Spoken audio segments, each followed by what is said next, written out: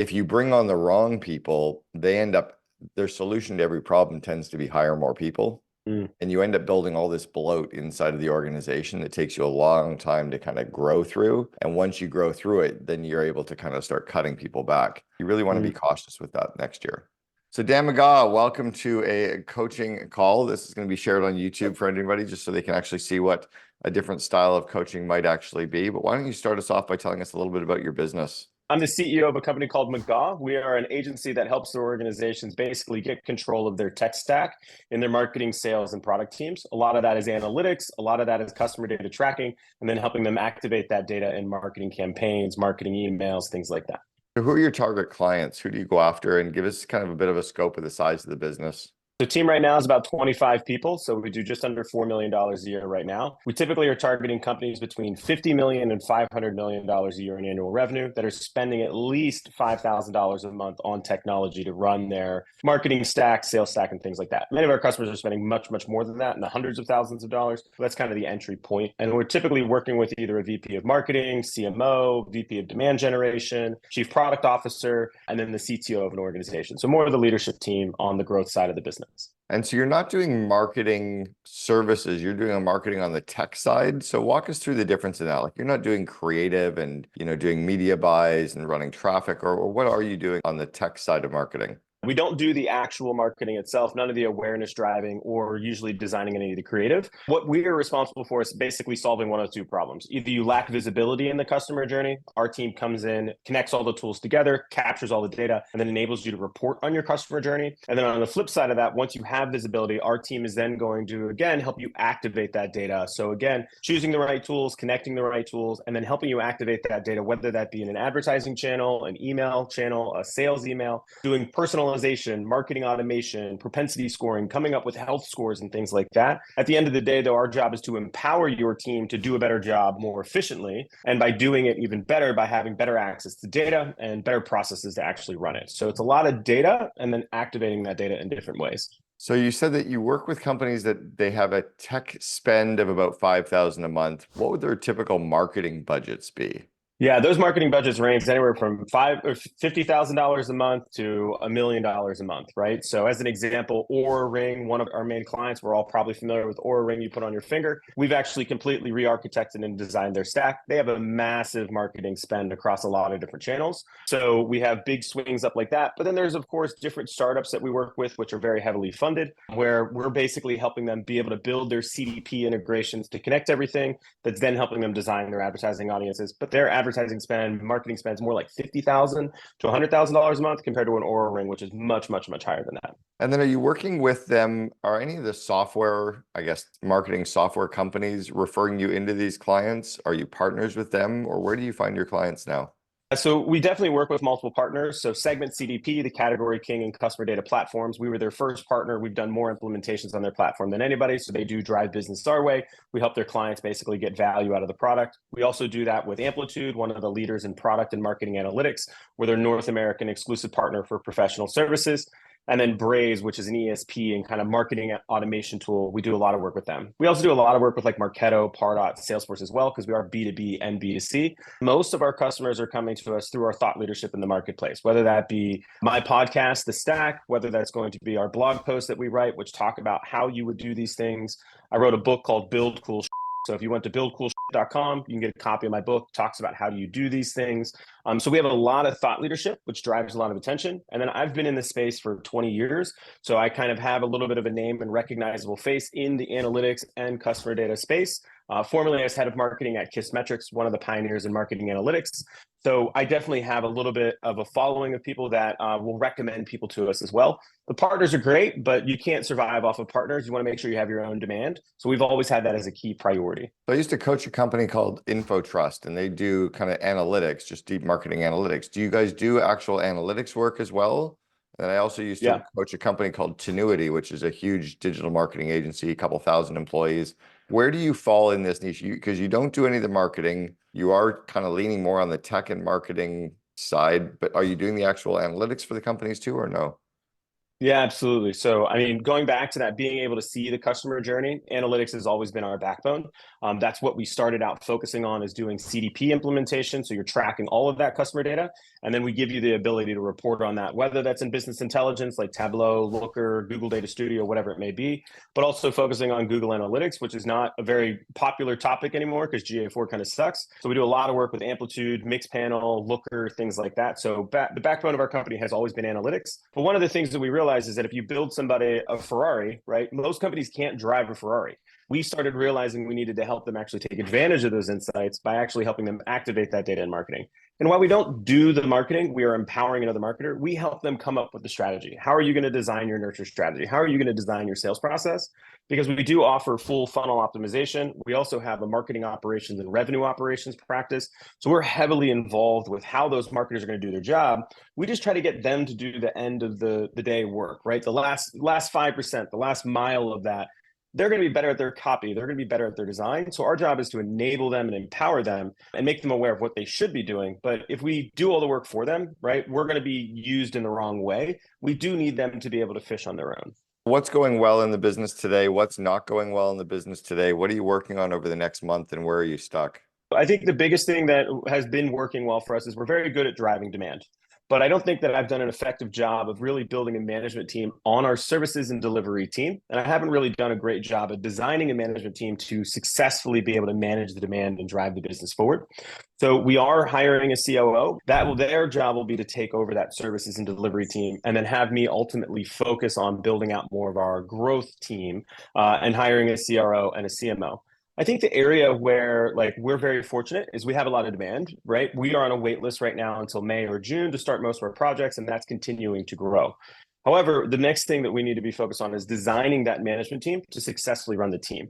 So I think when I think about the areas that I'm stuck at, it's really making sure we design a management team to hold the team accountable, but also have a management team which is kind of designed as like you would think of a football team, right? You're going to have a receiver, you're going to have a tight end, you're going to have a quarterback, and designing that culture of that team to make sure they work effectively together. We have different points of view. We have different people who are culture ads to really push the business forward. So thinking through how to bring on my COO successfully. I know you and I have already talked about that before, which is, I think we're in a really good spot with that. But now it's about, okay, how do we successfully bring on a CRO? How do we successfully bring on a CMO? How do we continue to add to that team and really kind of push them forward?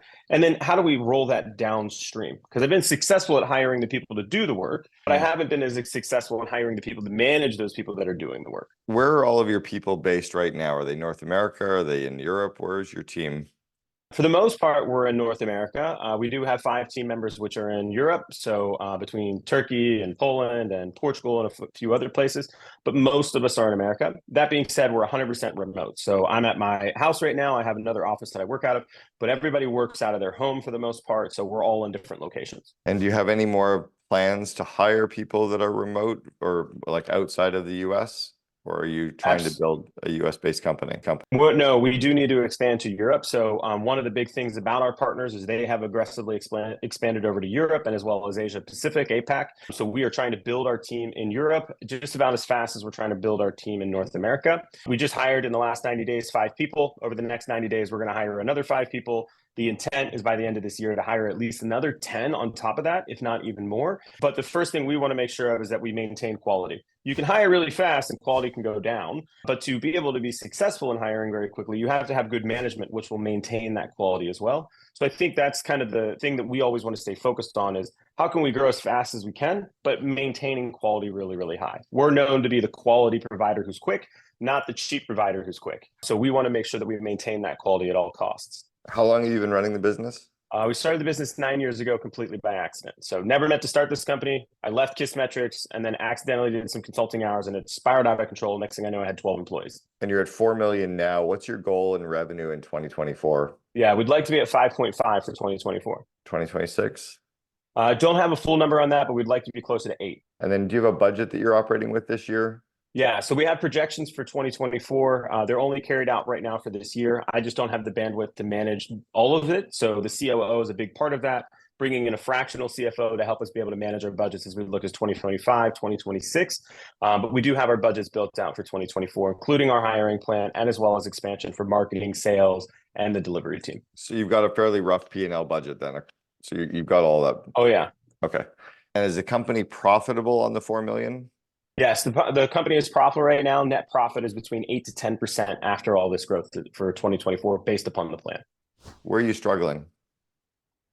One, making sure that we design that management team, making sure that we're choosing the right individual to add to the team. It took us a year to choose the COO. I followed your process from the books and all the things in the second in command. I know that I'm very fortunate to be in one of your groups, so I've learned a lot from the other members.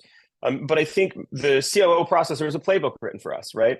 So it made it easy to understand, like, okay, these are the things we're looking for. I think when we consider the CRO, Chief Revenue Officer, or even making the decision, we don't want a CRO, we want a CGO, a Chief Growth Officer, right?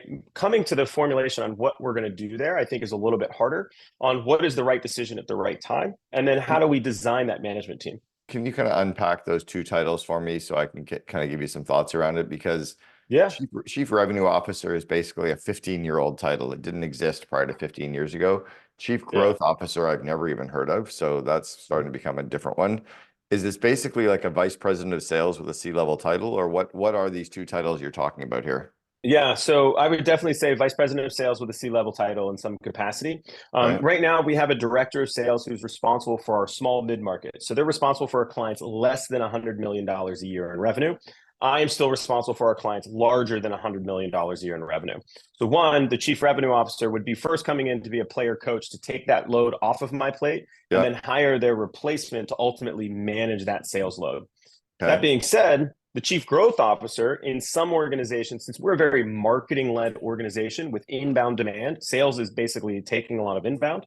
One of the concepts is a chief growth officer who still oversees sales. However, they're more marketing centric, which is a big part of our business already. So that chief growth officer would, of course, be hiring a VP of sales, which would, of course, take that work off of my plate. But they would have complete line sight of what's going on in marketing and sales. We hire that chief revenue officer, they would, of course, have the sales team, but they would as well as have that marketing team as well with a VP of marketing. Okay, so I heard someone like within the last month tell me that a chief revenue officer was someone who oversaw marketing and sales. So is the chief growth officer basically a chief marketing officer? In essence, yeah, except for they will also oversee sales. Yeah, so all of my thoughts related to titles are that titles need to be clear internally and externally. And if you ever have to explain what a title is, it's not clear.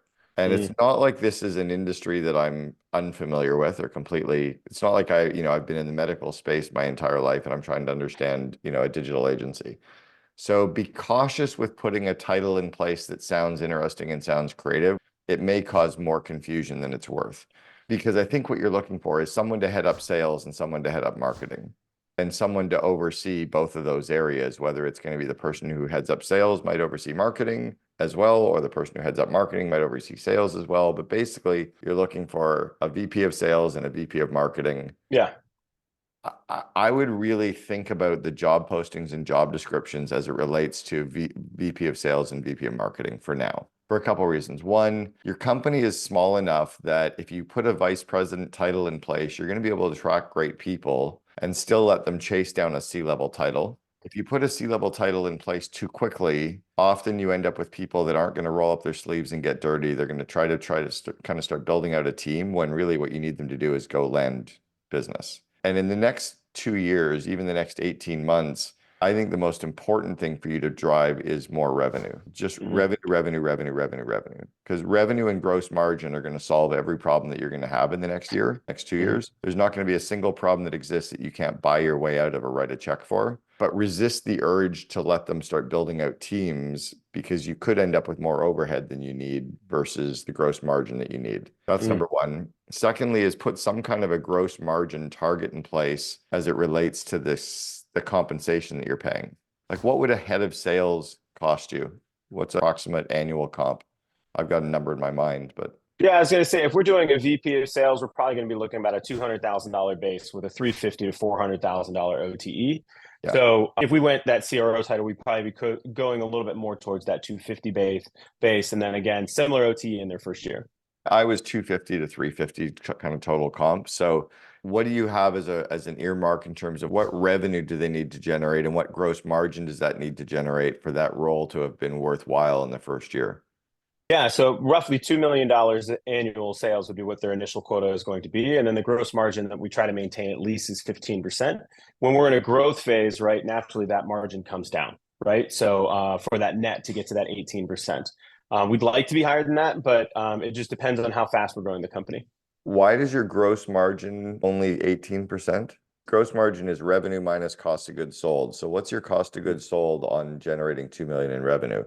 Yeah, so it's going to be around, I mean, between 70 and 80%, right, is going to be the general influx of that. And we want to make sure that we prepare for something less than that. The projects are not cheap to deliver and cheap to work on. So because it's a labor-focused business, naturally, like if we could hit a Oh, so 20% gross so your margin, we're net, you're happy. saying your net, so net margin then, because revenue minus COGS is gross margin, and then gross margin Yeah. minus overhead is net margin.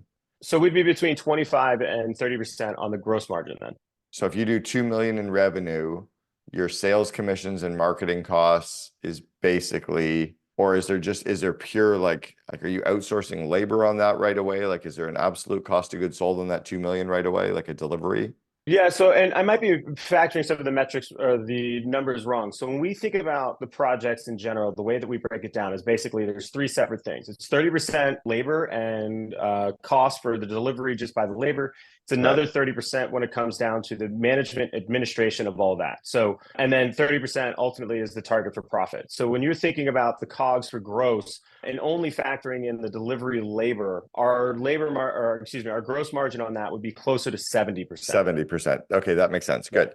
So the 70%, yeah, because then you've got 30%. Your rest is overhead. Because what's going to happen, you're going to build out your management team that really is almost like a hurdle that you need to get over.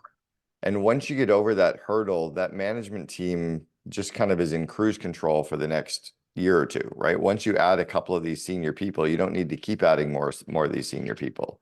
Mhm. It's the people that are doing the delivery and the implementation and the sales and the marketing that is really related to the revenue that you're bringing in, right? I would say overall, I think where we want to make sure that we're very focused at is that because we work across department in our projects and because we're working a lot with a C-suite or senior team, we still have to have a fair amount of management that sits on top of those delivery teams to make sure that everything is ultimately running. So I think looking at the C-suite is probably for like our hiring perspective is pretty narrow, right? COO, and we had talked about that CRO or CGO type role. But I think the next thing is really making sure that we have our vice president of client services, our vice president of client success. We just hired them at the beginning of this year. And But then those making people, sure we're building out practice leads are the management that I referred to. yeah, and I think your practice leads are going to be considered part of your cost of goods sold, but your general management team, your management team is really overhead. Yeah. It's like when you go to a restaurant, the chef and the manager and the all the and the electricity, I mean, that's just overhead that sits there. But the real cost of goods sold is the food that's going out the door. And Mhm. maybe based on every 10 more employees, there's another person there for the night. That's kind of cost of goods sold. But outside of that, you can't expense the furniture and the lighting and the electrical and the legal and so I want you to think about every new person that you hire, what's the gross margin that they need to bring into the business to make it worth their while? And you should be targeting 3 to 4 times what their COGS are. Person's going to cost you 250 to $300,000 a year. You want to target them bringing in 1 million to 1.2 million of gross margin, which is probably like that 1.5 to $2 million worth of revenue. Mhm. So what is Very that? What helpful. does that head of sales need to do to generate that 2 million for you? Or what does that head of marketing need to do to create that for you? And be careful that you don't add too much additional overhead that doesn't drive revenue right away. Yeah. It's No, a 100%. real pain point that a company that goes, when you go from 30 people to 100 people, the typical hurdles in a company are ones and threes. One person to 3 people, 3 to 10, 10 to 30, 30 to 100. So when you go from 10 people to 30, you're building out your first management team, which is kind of what you're doing. When you're going from 30 people to 100, you build out your first leadership team. They're real Mm. seasoned people with senior titles that have done it before, that are really can kind of be accountable or can be autonomous. They've got P&L responsibility. They've got strategic responsibility. You don't need to tell them what to do. They know what to do, but they're expensive. If you bring on the wrong people, their solution to every problem tends to be hire more people. Mm. And you end up building all this bloat inside of the organization that takes you a long time to kind of grow through. And once you grow through it, then you're able to kind of start cutting people back. You really want to be Mm. cautious with that next year. Very helpful. I think you're hiring the right people. I'd be very careful with which of the ones to go to, because the one that I would go to is the one that that can bring in the most revenue quickly. Mm. It doesn't have to be perfect revenue either. Yeah.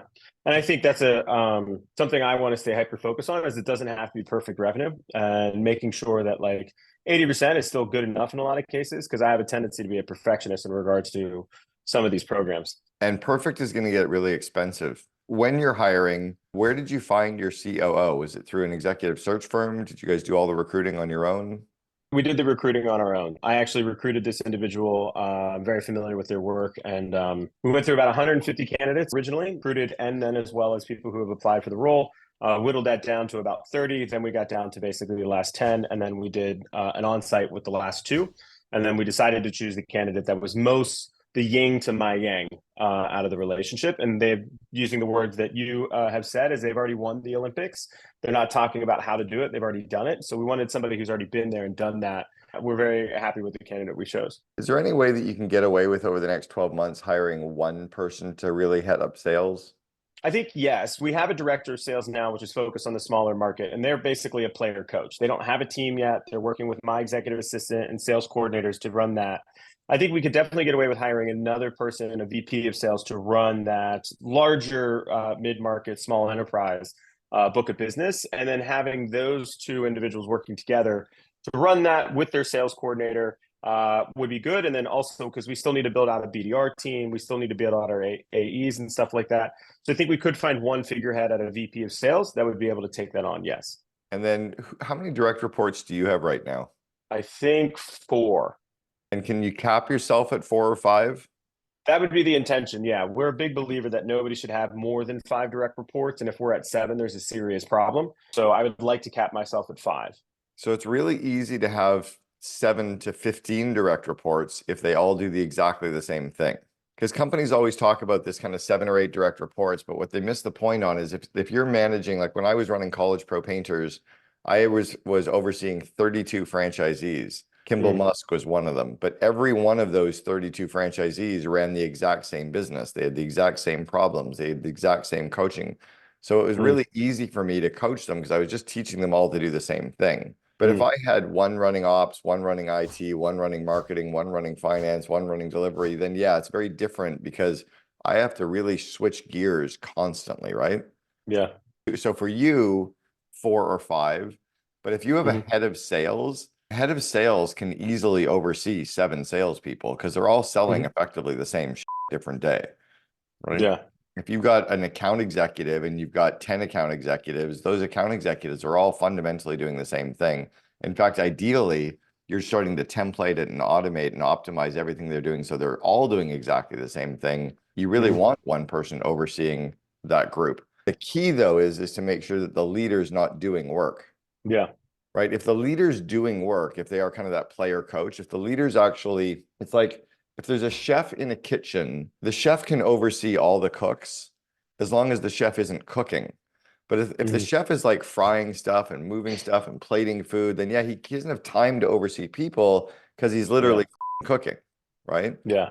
That's where a really true leader can oversee a lot more people because their time is there growing people, growing their confidence, growing their skills, removing their obstacles, doing skip levels, observing them in their work, cheering them on. Then it's easy to manage 7, 10, 12 people. So don't get tricked into this whole, mid-level management can only manage 6 or 7 people. You're going to end up with an awful lot of overhead if you only go that route. And it's very, very helpful.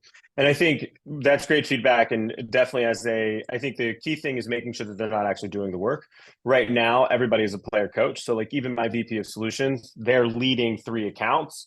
They're overseeing 10 accounts. Yeah. So as that shifts though, where they're no longer actually in those accounts, I think it'll be a lot easier to get to that, have them between 7 to 15 direct reports if they're doing the same thing. So I look forward to kind of moving to that. I think that's a really good bit of feedback. So one of the things for you to work on with your team is as you start to scale this year is you working with the team to remove them from the day-to-day of those accounts. Because right now what's happening is they're building the habit of working and doing those accounts too. So years ago, I started coaching this company called Elite SEM. They're now called Tenuity. They've got about 2,000 employees now. When I was coaching them for 4 years, they had started with 40 people. And their management team, there were 5 of them, plus their CEO, they were all running accounts. They all had 5 or 6 accounts that they still managed, and they were building the business. And I said, within 60 days, all 5 people had to get rid of all their accounts. And they're like, oh, we can't do that because, we've got relationships and people like us and they rely on us and we bring in revenue. There's too much risk.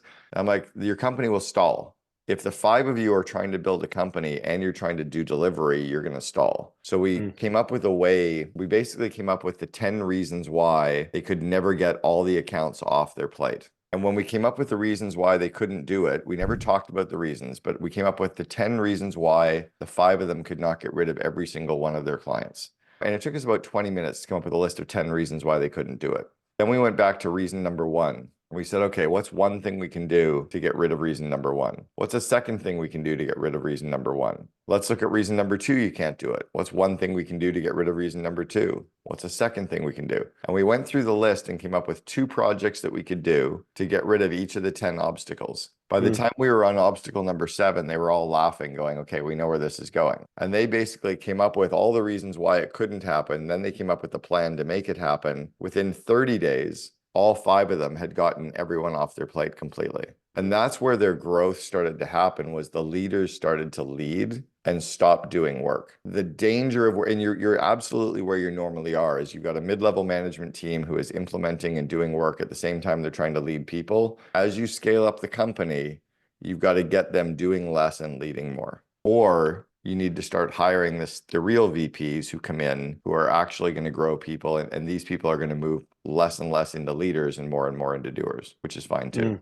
They'll be the senior team members. I think that is more the direction we're headed today. Some of the team members that we have now that are our managers, about 2 years ago, 3 years ago, there was a time when we moved a lot more of them up into leadership. And really, they're extremely successful at doing more of the work and strategy with our clients. And as we moved them into some of those management roles, some of them were not either happy or were not necessarily doing the task at hand. They kept gravitating back towards that kind of client work. So I think looking at the way that we're going to hire is going to be looking at hiring those VPs that come in and manage those teams. And I think that's the part that I am most focused on, and making sure that we hire the right managers to do that. They don't need to know the tactical hand-to-hand work, but they also need to be available and able to coach those individuals below them on how to successfully do that delivery. So there needs to be some topical knowledge, but it doesn't have to be one-to-one. I think that's the path we're going to wind up heading. Okay, so when you're doing this, there's a couple of things to be careful with. First one is to make sure that you craft really, really solid job descriptions, job postings, so that everyone internally recognizes that they're not capable of doing that job. Because what often happens is they get butthurt. They just get disappointed because they kind of wanted the role. I remember when at 1-800-GOT-JUNK, I had 6 people in PR, and I had to hire a head of PR and a head of national account sales, and everybody in PR wanted the job. I wrote a job posting that was so clearly above their heads that when they read it, they're like, oh, yeah, we can't do that. And then I got them to be a part of the interviewing and selection process so that they were interviewing their new boss. They were selecting from the pool of candidates that we were recruiting who their new boss was. So they did the behavioral trait interviews. They did the skill interviews. They did the kind of culture interviews. And they did the panel interviews, and they really started to buy into who was coming in to manage them and to lead them, and they were excited about it. That made the transition really simple. I also had to make sure that I didn't lose any of those people. It was kind of like playing 3-dimensional chess. You kind of had to, how do I recruit this person, and how do I keep this person, and how do I get them happy to work to this person? So you're kind of doing all these moves at the same time. We often get so distracted with the recruiting and hiring of the senior person that we forget about all the ripple effects that are starting to happen already internally. Because the last thing you want to do is lose the people that you've got now. Agreed. So that's important too. And then also to identify which of those people you probably are going to cut, once a senior person comes in, right? Just because they've worked with you now doesn't mean they would need to work with you forever. But start thinking about some of those plans. I think you have a huge opportunity to hire, especially in the industry and the niche that you're in, a lot more talent from Eastern Europe, because you play in this technical, analytical, and there's a lot of talent there now. They're also 60 to 65% cheaper than they are in North America. I look forward to it. How much FaceTime do they have with clients?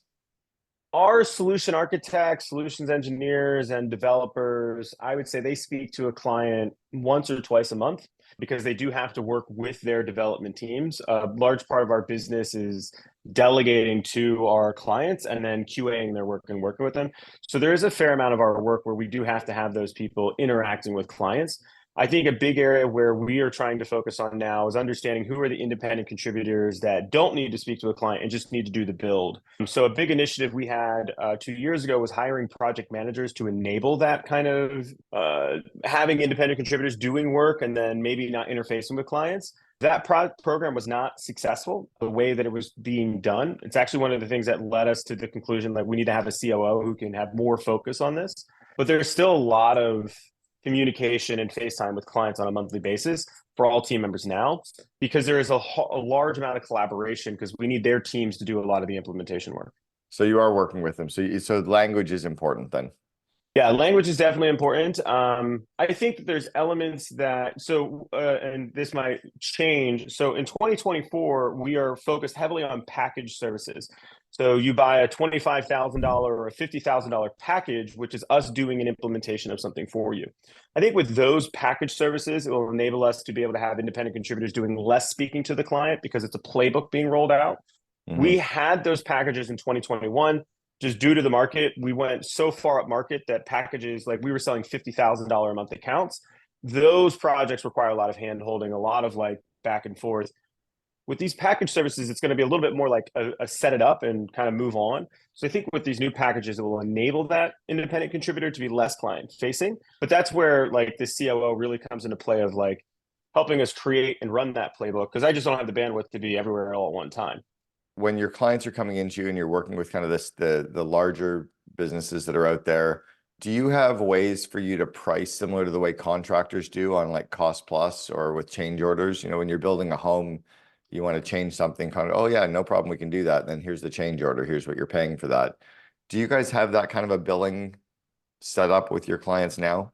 Yeah, so and we actually just moved entirely to hourly compared to doing our historical pricing, which was value-based, and then as well as a package price. So you pay us $25,000, we do X, Y, and Z in this estimated timeline. Those sometimes you'd have scope creep and we'd go over budget. So in late 2023, we switched everything to still being that same scope. However, we are now doing it hourly. So if there is a change order, we just basically send an email saying these weren't planned. We now need to charge you more money for that. And that has protected us from losing margin, but it has also made it so that our margin is more linear with a project. Because when you do a value-based contract, I'm going to charge you $600,000 to do this thing. This is what we're going to set up. We might only spend $200,000 in cost on it or $100,000 in cost. A lot of margin. So have you looked at a blend? Have you looked at doing the value-based stuff and then having change orders in addition to that? So that if you're doing the work and then the scope does change, you're still able to do the bulk of the project under budget and make all that additional margin. So let's say that they say, you know, I'm going to build a home. It's going to cost you $4 million. And you know that you could probably do it for $3 million.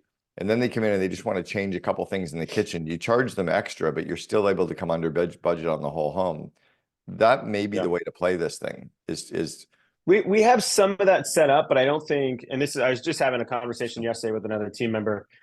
In our, so we're almost always a monthly retainer. So you're always going to pay us $30,000 a month. We're going to pull from that hourly. But if we don't use all of that budget, we keep whatever it is. They don't roll over.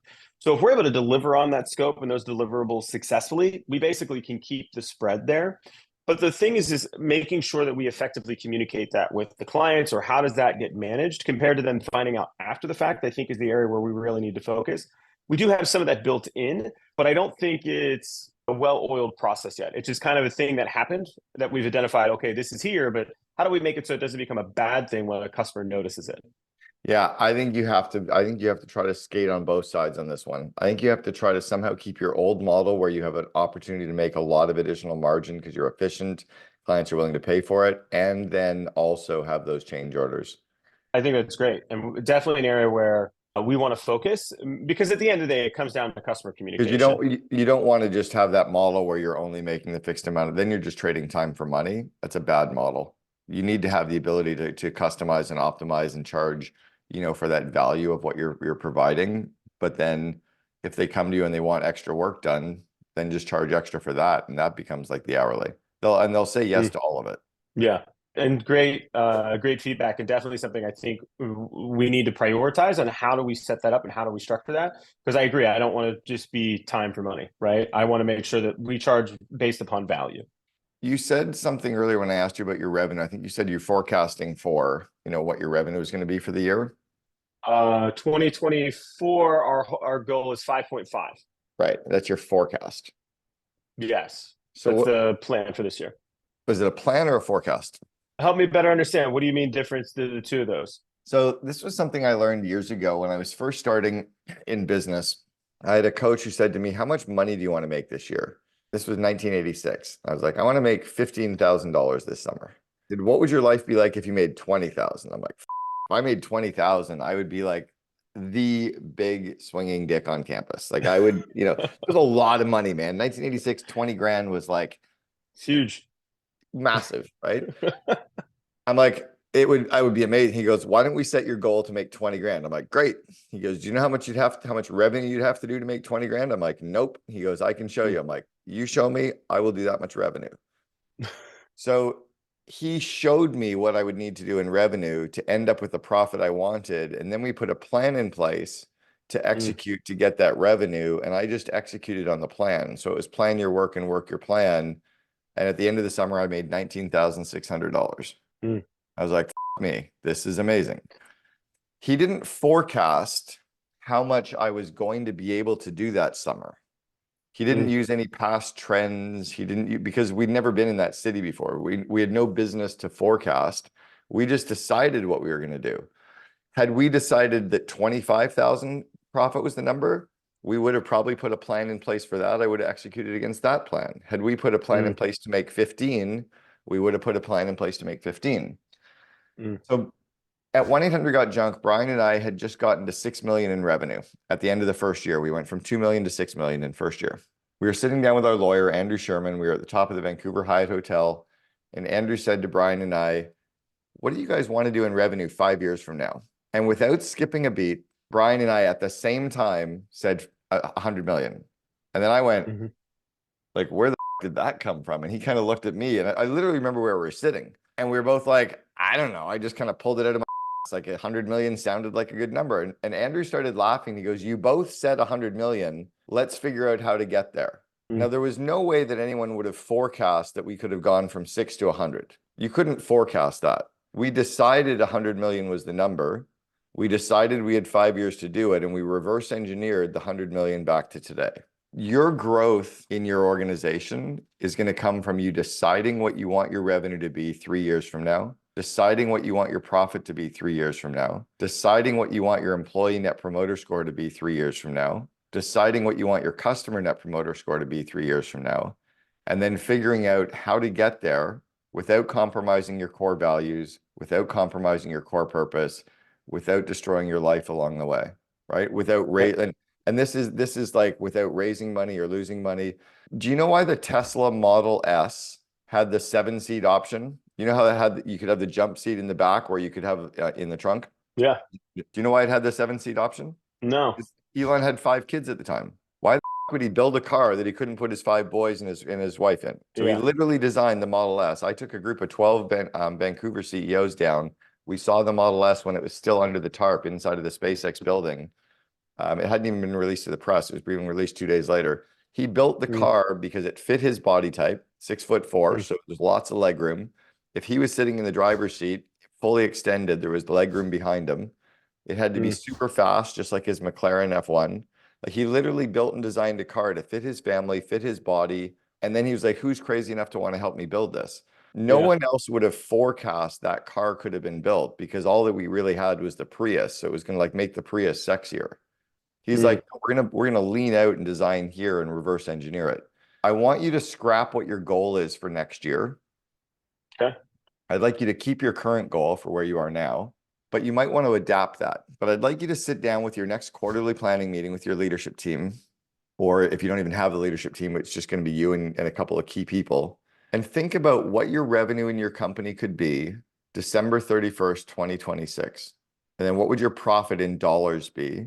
If you don't know do you know what your employee net promoter score is today? No, it's actually something we need to build. We don't have a net promoter score for the team, no. Okay, and you know how to calculate it, right? Like normal NPS model Yeah, process, right? normal Yeah. NPS. So a lot of people it up and they use an average. So the normal NPS is the percentage of people that give you a 9 or 10, subtract the percentage of people that give you a 1 through 6. You end up with a result of somewhere between negative 100 and positive 100%. So Mm, the question you ask is, on a scale of 1 to 10, how enthusiastically would you recommend this as a place to work? mm, Then on the thank you page, you say, thanks very much for your number. What's one thing we can do to make this an even better company to work for? I do that survey twice a year.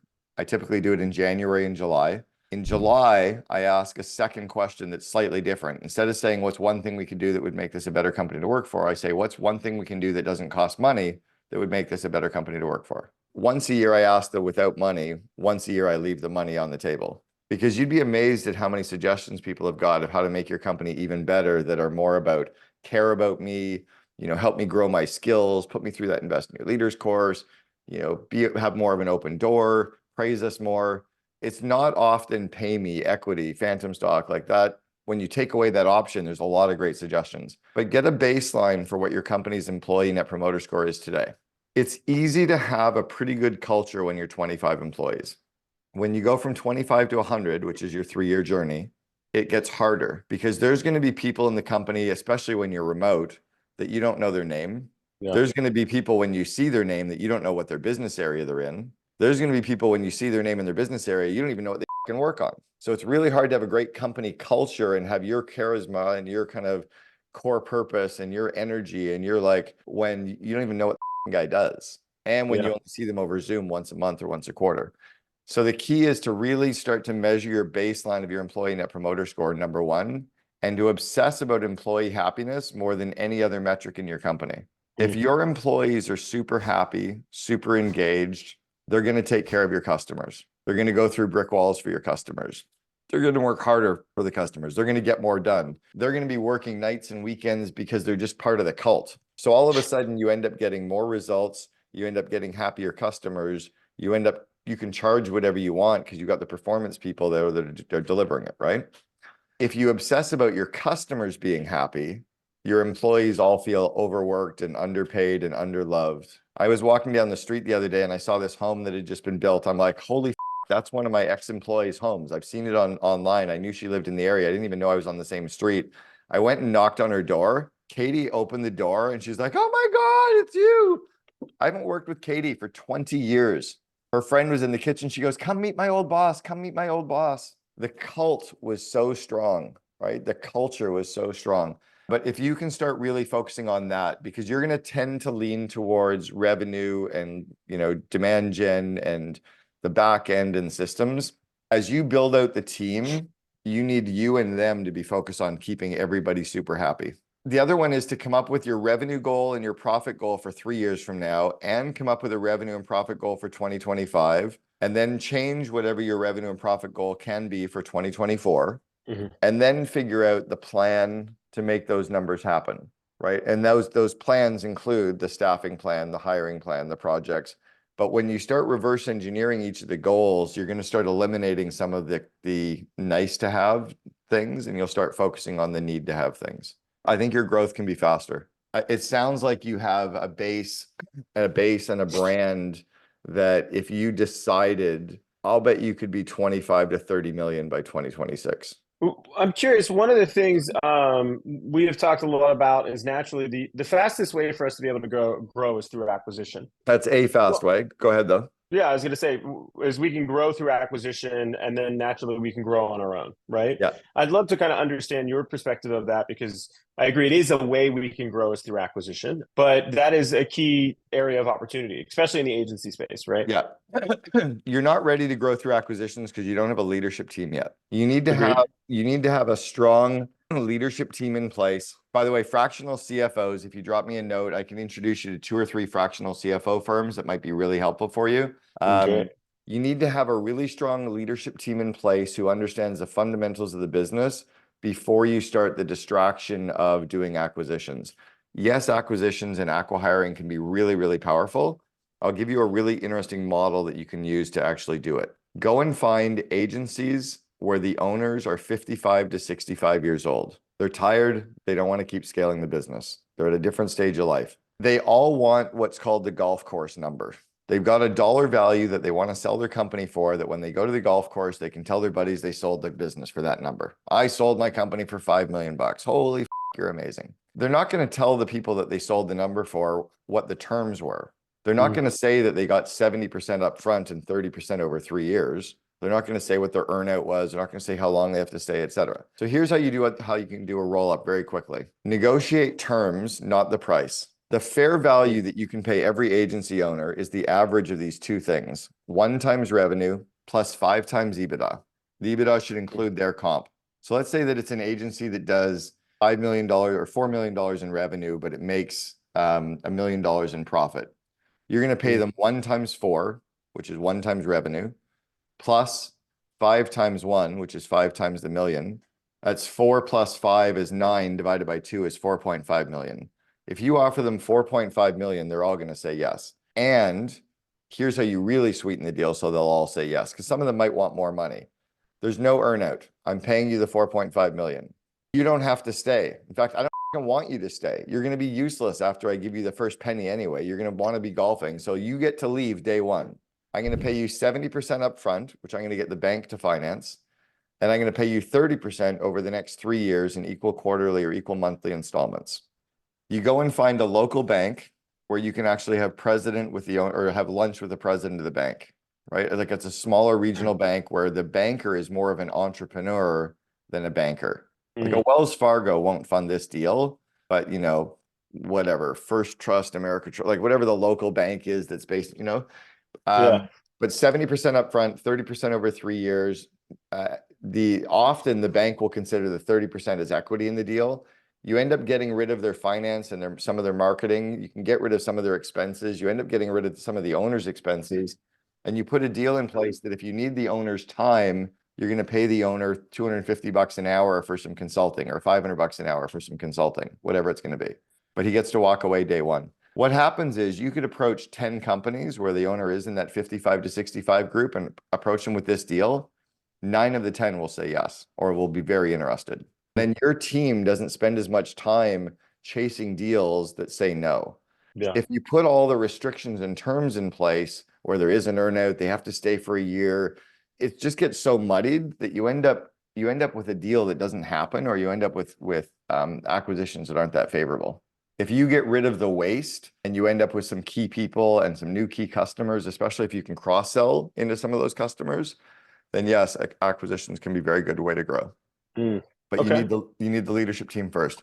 Last parts of this is the first thing you integrate, and I've done acquisitions. We did it with the auto body. I've helped a lot of clients do it over the years. And I was doing it with the auto body chain, which is now called Gerber Auto Collision in the US. I was doing the acquisitions in the last year. The way to integrate the businesses is in the first 6 months, all you're focusing on integrating is culture and core values and core purpose and getting people aligned with goals. You're getting rid of any of the dead weight, but don't worry about merging everybody so they're all using the same software or the same systems. You also don't even need to change the names of the companies right away, right? You could have the overall brands. Like when we did Gerber Auto Body was the brand, and we'd buy Fred's Auto Collision. The sign would then change the next week. It would say Fred's Auto Collision, a Gerber Auto Body company. After the next year, we would change the sign again, and it would be Fred's Auto Collision, a Gerber Auto Body company at the same size. And in year 3, it would say Gerber Auto Collision. And then in the corner, it might say Fred's. We didn't worry about the brand, but we changed the colors over. But we wanted the people in the local market to remember it. We wanted the employees to remember it. So we phased that in, right? But yes, it can be a very good way to grow. But you need the leadership team to do it, because integrations aren't easy. Yeah, and that's where we want to stay really focused on, is on that leadership team right now. And that's why if you focus on revenue this year, if you really focus on bringing in revenue and good gross margin, you can buy the teams that can then do the integrations. If you really focus on revenue, you can also spend the money on the talent and doing the acquisitions. Is that helpful? No, it's very helpful. Thank you. All right, man, we got to wrap. Thank you for doing this. Hope that's helpful. Good luck out there. It was great. Thanks, buddy. I'll talk to you soon.